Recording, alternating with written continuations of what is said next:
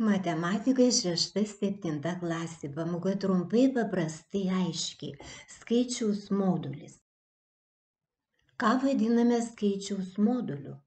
Skaičiaus moduliu vadiname skaičiaus atstumą skaičių tiesėje nuo taško O.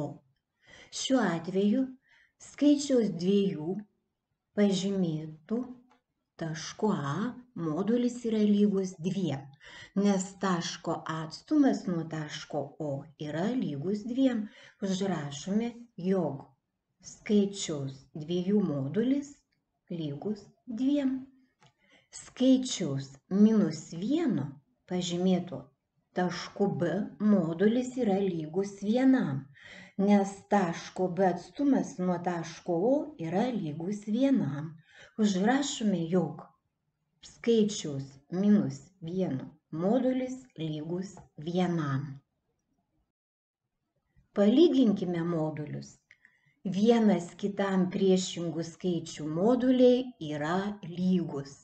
Todėl modulis -16,3 lygus moduliui 16,3. Modulis 17 lygus moduliui -17. Modulis -2 ir 1/5 lygų moduliui 11/5.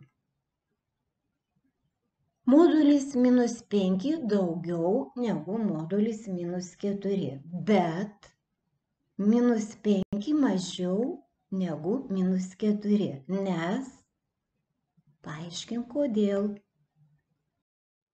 Ko mokės? Skaičiaus modulis. Žvilgtelk dar atgal, perskaityk dar kartą, įsimink. Ką sužinojai? Atsakyk į pateiktus klausimus. Ką vadiname skaičiaus moduliu?